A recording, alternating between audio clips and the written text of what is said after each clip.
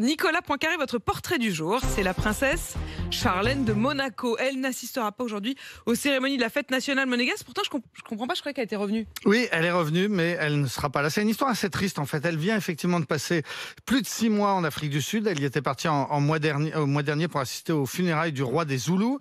Puis elle s'était retrouvée bloquée sur place par une infection ORL qui l'empêchait de prendre l'avion. Elle a subi une première opération, puis une seconde, avant de finalement regagner Monaco il y a une dizaine de jours. Donc, à temps pour la fête nationale d'aujourd'hui. Sauf que, il y a 2 jours, le palais a fait savoir qu'elle ne pourrait pas finalement être présente à ces cérémonies. Elle a déjà requitté la principauté. Elle est en convalescence pour plusieurs semaines dans un lieu tenu secret. Le communiqué parle d'une fatigue qui n'est pas seulement physique, qui ne peut se traiter que par une période de repos et un suivi. Une fatigue pas seulement physique. On parle clairement pour la première fois d'une dépression. L'histoire de cette princesse de Monaco, ça n'a jamais vraiment été un conte de fées. Non, sauf peut-être le tout premier jour, le jour où Charlène a remporté un meeting international de natation à Monaco. C'était en l'an 2000.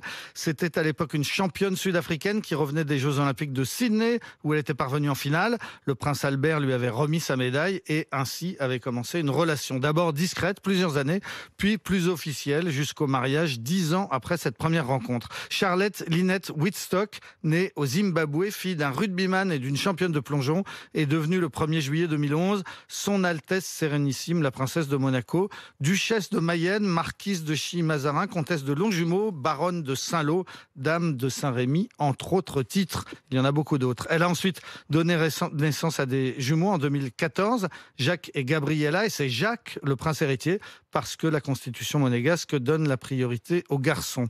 Donc des titres, un beau mariage, 2 beaux enfants, mais très peu d'images de bonheur. Depuis 10 ans, la rumeur disait que la princesse n'était pas heureuse à Monaco. Un communiqué vient donc de le confirmer. Elle vous a touché, la princesse Charlène, hein? C'est triste, toujours une dépression. Ouais. Ouais, et c'est triste, une princesse triste.